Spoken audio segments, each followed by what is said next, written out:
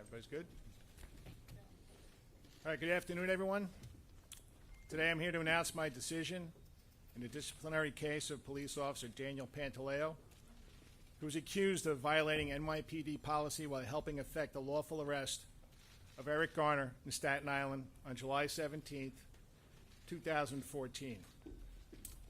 It is a decision that necessarily requires fairness and impartiality for Mr. Garner, who died following that encounter with police. It is also a decision that requires fairness and impartiality for Officer Pantaleo, who was sent by this department to assess the situation and take appropriate police action. First, I will discuss how I reached my decision, and then I will answer any questions you have on the topic. For some time prior to July 17, 2014, neighborhood residents purposely avoided the area in and directly around Tompkinsville Park in Staten Island. The conditions at that time arose from an array of criminal activity. Drug dealers worked the edges of the park, and across the street, selling narcotics. A handful of men regularly sold loose cigarettes made cheaper by the fact that New York State taxes had not been paid on them. A liquor store nearby sold alcohol to people who would drink that alcohol in the park, people who would sometimes use drugs, urinate, and pass out on benches there.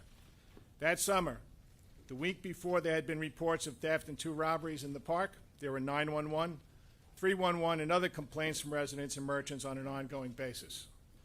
In some cases, warnings or summonses were issued. In other cases, arrests were made. And that was the situation at Tompkinsville Park on the day Officer Pantaleo was sent with another officer to conduct an enforcement operation. When the second officer observed Mr. Garner hand out cigarettes in exchange for money, they approached Mr. Garner to make an arrest.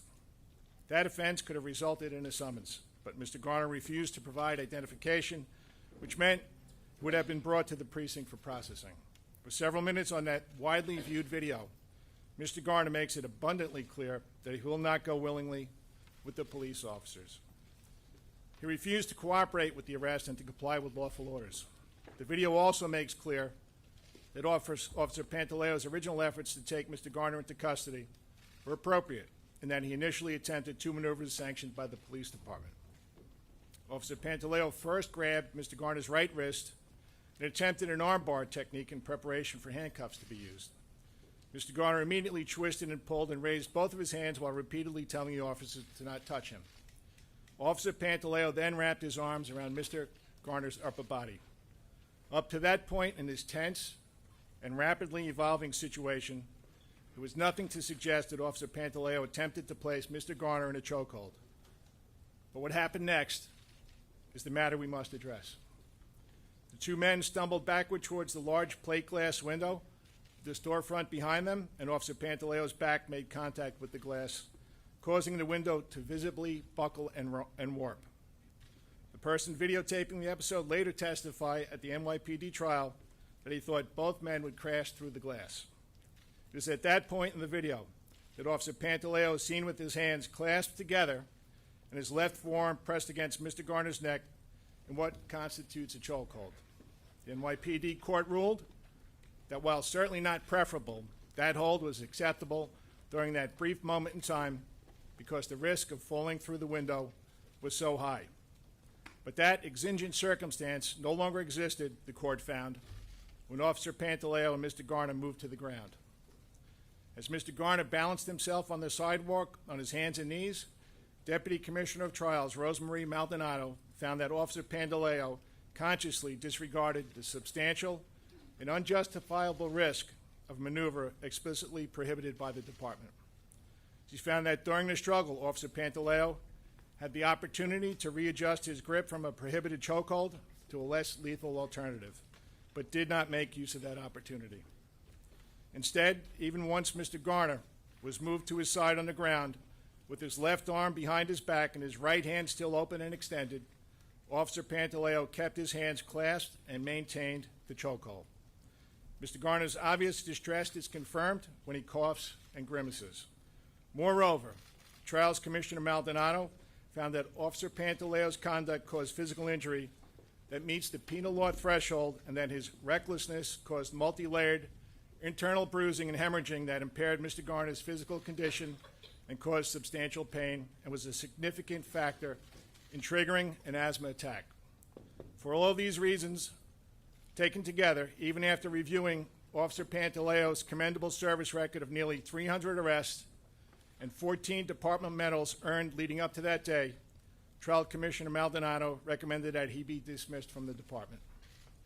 In making this penalty recommendation, she wrote, this tribunal recognizes that from the outset, Mr. Garner was non-compliant, compliant, and argumentative, and further notes that the patrol guide allows officers to use reasonable force when necessary to take an uncooperative individual into custody.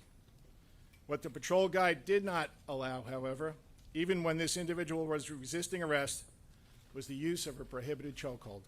As you know, a number of external authorities have asked many of the same questions we have about this incident. On August 19, 2014, about a month after Mr. Garner's death, the Staten Island District Attorney's Office announced it would impanel a grand jury and present evidence on that matter. On December 3, 2014, those 23 Staten Island residents voted to not indict Officer Pantaleo, clearing him of criminal wrongdoing. That same day, the United States Attorney General announced that the U.S. Department of Justice would conduct its own investigation into Mr. Garner's death and way bringing federal civil rights charges against Officer Pantaleo. In the intervening years, the Justice Department made ongoing requests to the NYPD asking us to delay our internal disciplinary process until its civil rights investigation was complete. And we honored those requests as their process stretched from one administration to the next with no action by federal prosecutors. And so on July 21st, 2018, we decided to begin NYPD proceedings. Members of the public in general and Mr. Garner's family in particular have grown understandably impatient. The trial began on May 13, 2019. On July 16, 2019, one day before the 5-year statute of limitations expired, the Justice Department announced it would not file federal charges against Officer Pantaleo. Then, on August 2, 2019, with Officer Pantaleo's NYPD trial concluded, Trials Commissioner Maldonado ruled that Officer Pantaleo's use of a prohibited chokehold was reckless and constituted a gross deviation from the standard of conduct established for a New York City police officer. After noting that Officer Pantaleo had admitted he was aware that chokeholds are prohibited by the department, she further concluded, with strongly worded and repeated warnings about the potentially lethal effects of chokeholds found throughout multiple sections of the training materials, it is evident that the department made its 2006 recruits keenly aware of the inherent dangers associated with the application of pressure to the neck. Given this training, a New York City police officer could reasonably be expected to be aware of the potentially lethal effects connected with the use of a prohibited chokehold and be vigilant in eschewing its use.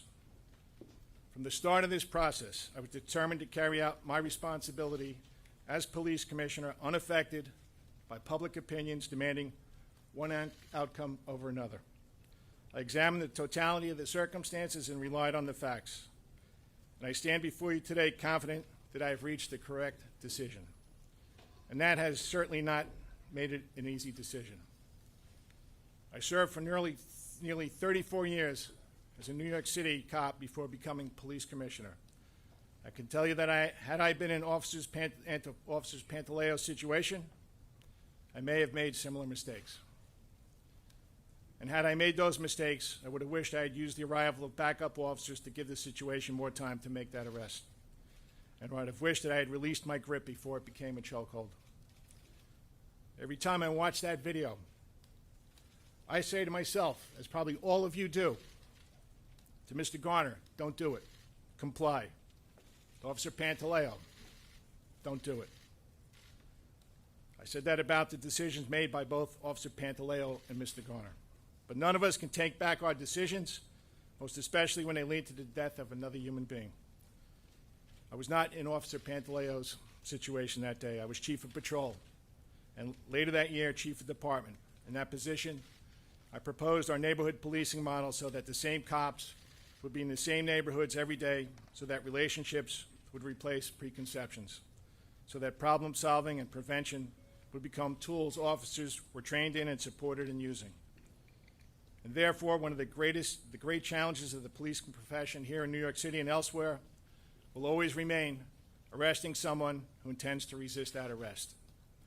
Communication and de-escalation techniques are employed where possible, but more often than the police and the public alike would prefer, varying levels of force are used to ensure compliance. Society gives our police the legal authority to use acceptable levels of force when necessary, because police cannot otherwise do their job.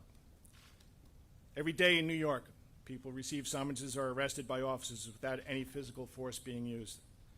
But some people choose to verbally and/or physically resist the enforcement action lawfully being taken against them.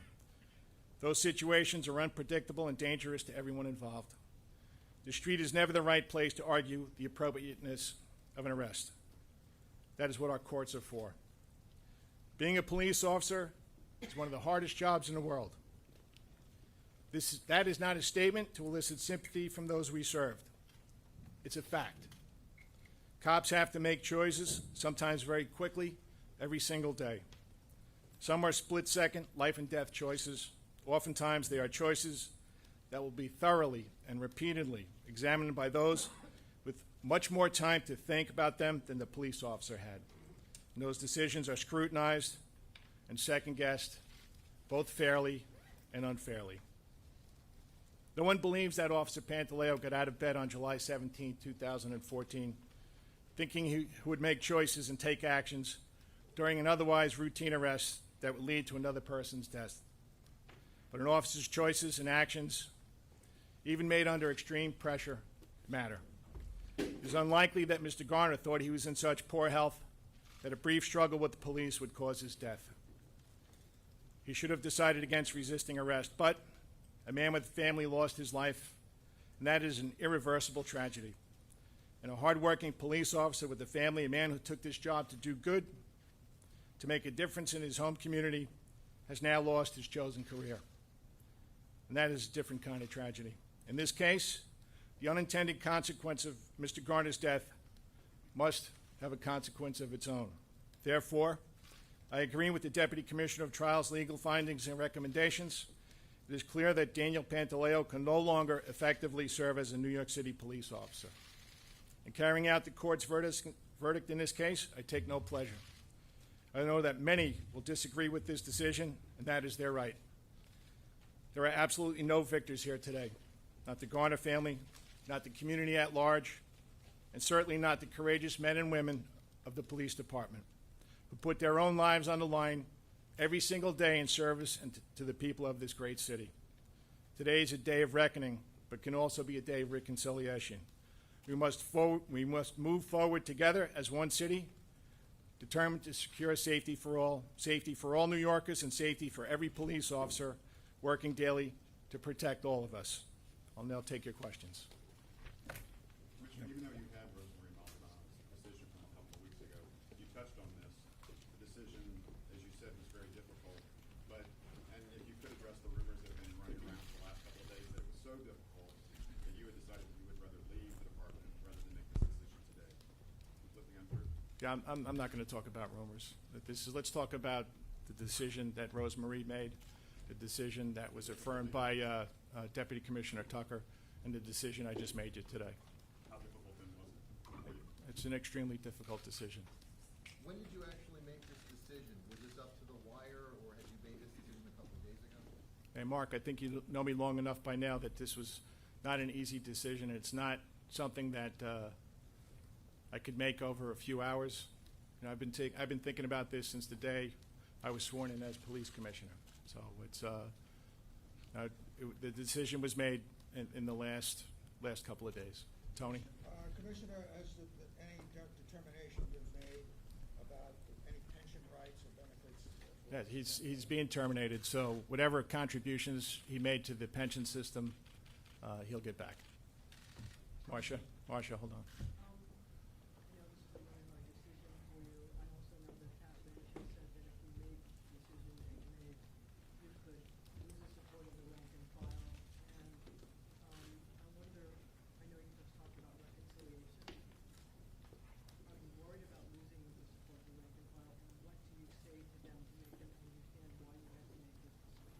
So immediately, sending out my remarks and the video of this press conference so they know what you all know. And I've been a cop a long time. And if I was still a cop, I'd probably be mad at me. I would. You're not looking out for us. But I am. It's my responsibility as police commissioner to look out for the city and certainly to look out for the New York City police officers. They took this job to make a difference. And you all know the city's been transformed. We've had a lot of help, but it's the cops out there right now and the thousands that have come before us that continue to make this city safe. Some will be angry, and I have a great executive staff. These police officers do a terrific job each and every day, and we'll have to work through this. It's a resilient organization. You've spoken to the Garner, but are you Oh. asking them to understand that you did this because you believe in the police department? I did this based on the evidence and testimony at the trial. Commissioner, our understanding is that negotiations went back and forth Friday and Saturday, and that at one point you were either told or instructed by City Hall that things had to go a certain way. Can you No, that's not. This is my decision. There are a couple possible outcomes, but this is the decision that the police commissioner makes. This is a disciplinary case, like other disciplinary cases, and it's my decision. Rocco, I'm going to get to you in a second. Hold on, Rocco. Did you follow the trial day by day, or did you wait to the end of the trial? And then you talk about what you reviewed.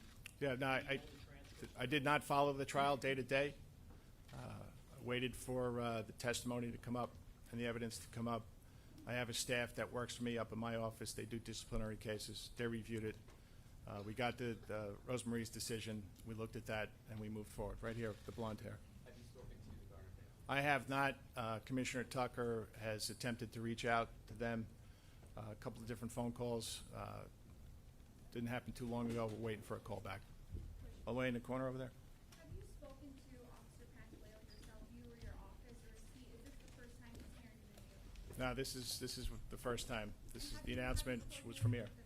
What's that? I talked with Mayor de Blasio about process and possible outcomes.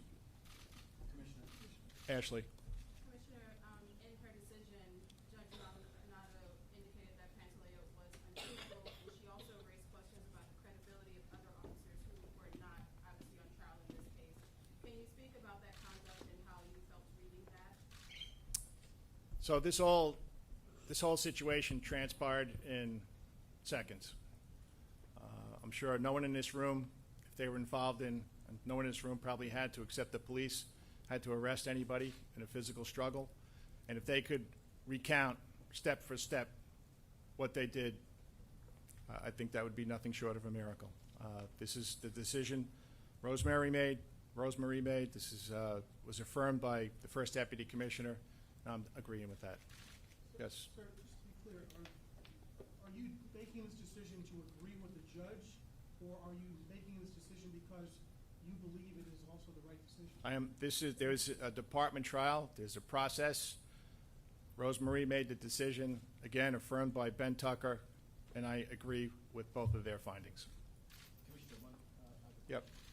you spoke about wishing that Eric Garner wouldn't have resisted and would have just complied. You also said you wish that Officer Pantaleo would have waited for backup. So what is the lesson for your officers coming out of this decision? So immediately after this, back in 2014, Ben Tucker was the deputy commissioner of training still at the time. We put all of our police officers through a 3-day course, including de-escalation. We've done a lot of other things that we've done fair and impartial policing, and every police officer is wearing a body-worn camera now. There's a lot of things that came out of this incident, and every time there's an incident that affects the NYPD, there's always something to learn. Right behind you? Yep. Commissioner, you pointed out at the beginning of your remarks about Officer Pantaleo's good record as a police officer, but he was also being monitored for 3 CCRB Yep. complaints for using use of force. How do you square those two things? And is the monitoring working, or should he have been under tighter? Officer Pantaleo had 289 arrests. As far as we can tell, searching through all the records, no other person that he arrested was injured. He did have a number of resisting arrests, which is not unusual.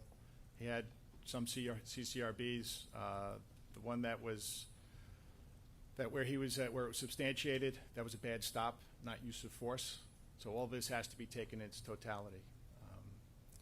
Out of that 289 arrests, there were a number of gun arrests. And what does the NYPD do each and every day? We try to reduce gun violence in this city. So that I have to look at his record. That's part of the disciplinary system. Yep. The impact of a decision not to discipline Officer Pantaleo, impact on the community, have any factor in your decision making in this?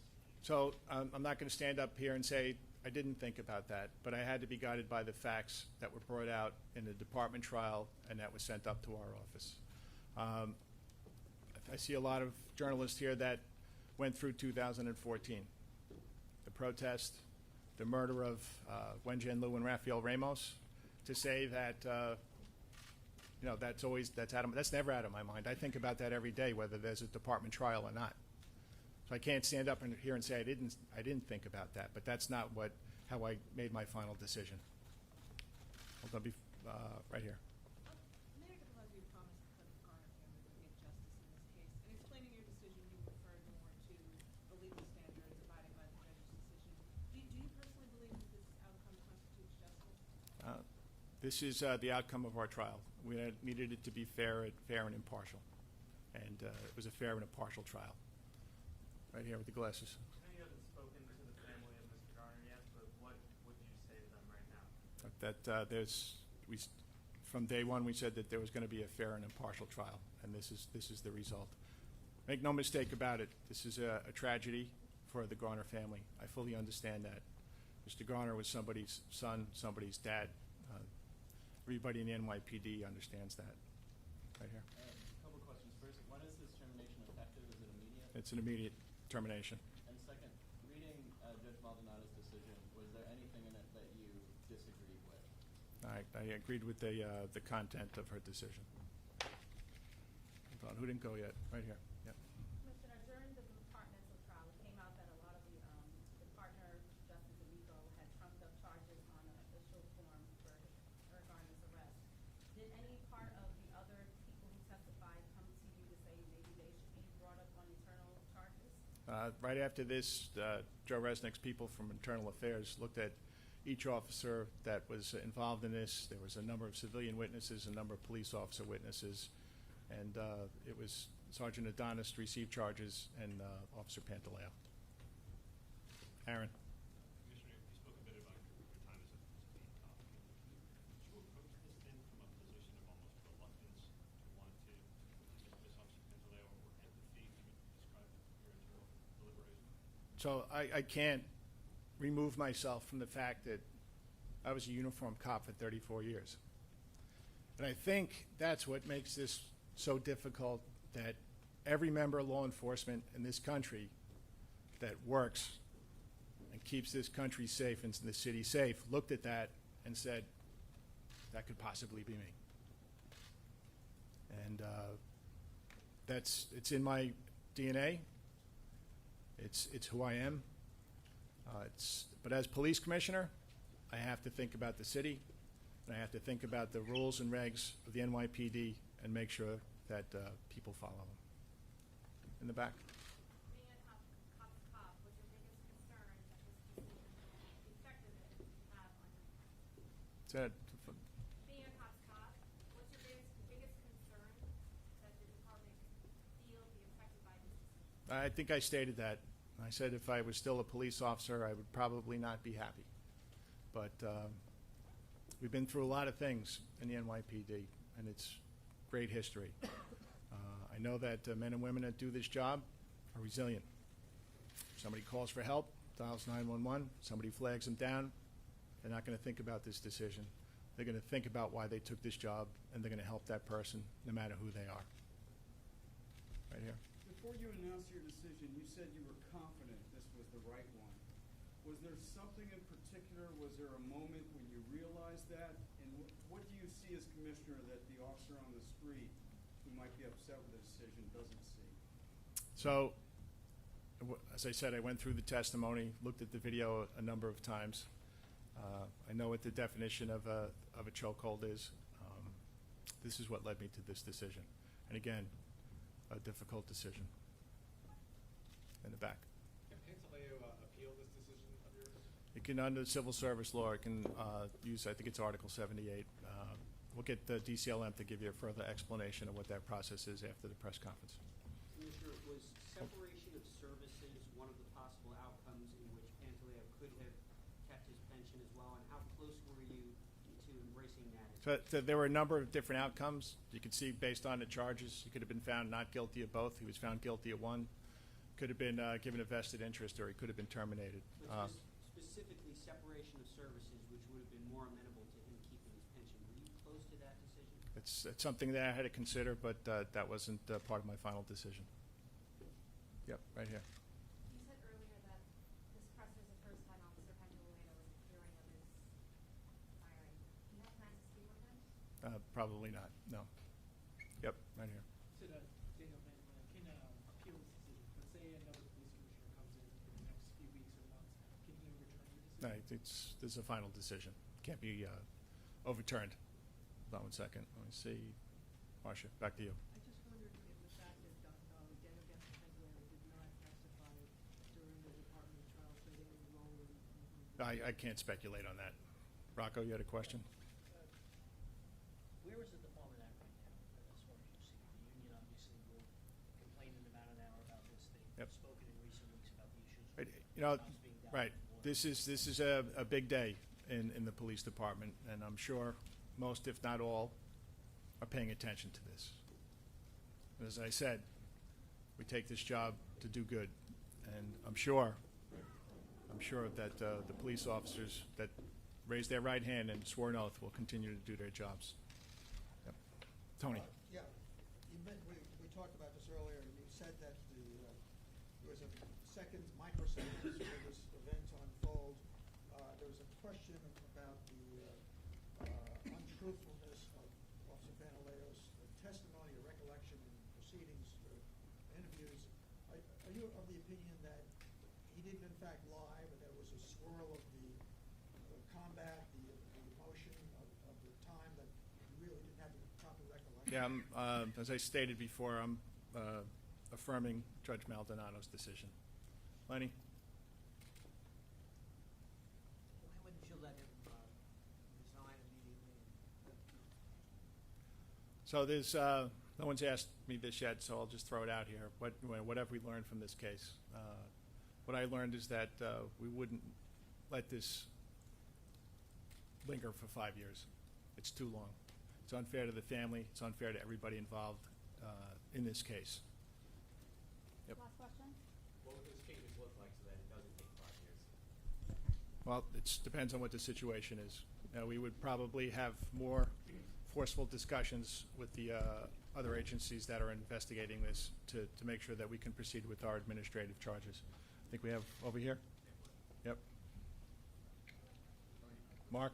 I know you came to this decision on your own, but can you speak a little bit about any pressure from the mayor's office and if that was a factor in this at all? I have to do what's, first I have to look at Rosemarie's decision. I have to look at Ben's affirmation and be guided by that. Now, there was this pressure on any number of sides here to, make this decision, make that decision. I had to do, in the end, what I felt was the correct decision. Anybody else? I'm just wondering, you talked a little bit about the delay in this case, which the mayor and others have attributed to the Department of Justice's investigation taking so long. Do you regret deferring to them for so long until last year? Regret is probably too strong a word, but it definitely makes me rethink going forward. How would we proceed with administrative trials? Yep. Now that Officer Pantaleo's disciplinary trial is over, do you have an idea of when you plan to schedule Sergeant Kiziodonis' disciplinary trial? Yeah, we're in the process of finalizing that. This year, next year? Yeah, it's going to be. It'll be soon. It'll be this year. What's the holdup? It's a disciplinary case. We have to make sure that we look all the facts. We have to make sure we conduct a thorough investigation, and then we move forward. Has there been any changes to training in light of all of this that's happened? Say that again, Marcia? Any changes to training? Yeah, we did, immediately followed, we did de-escalation training. Sir, Right. just lastly. All right, hold on, right here, and then you have one? Okay, and then that's it. Yep. You talked about how you think the Garner family, you feel about all this. You talked about the pressure from the police department. What do you want the residents of New York City to take from this and your decisions? So what I want the residents of New York City to take from this, that there is accountability within the New York City Police Department. It is fair and impartial. But I also want them to take account what happens every day in this city and take a look back 5, 10, 15, 20 years. Don't judge us on one incident. Judge us on the totality of what we do, the totality of how you're treated by the police, and how it's evolved. And think about what it was like in 1990. And think about how it's changed and why it's changed. Somebody said, was this a hard decision for you to make? And I said, yeah, but it certainly wasn't the most difficult thing I had to do as a police officer. The most difficult thing I've ever had to do was tell Lisa Tizzulo our husband was dead. Just tell Jenny Miosotis that her mom was dead. To tell Leanne Simonson that her husband was dead. This is a very difficult job. We get pulled from all sides. We do our best. We recruit from the human race. We're not perfect. But next time you're walking down the street and you feel safe, thank the NYPD. All right, thank you very much.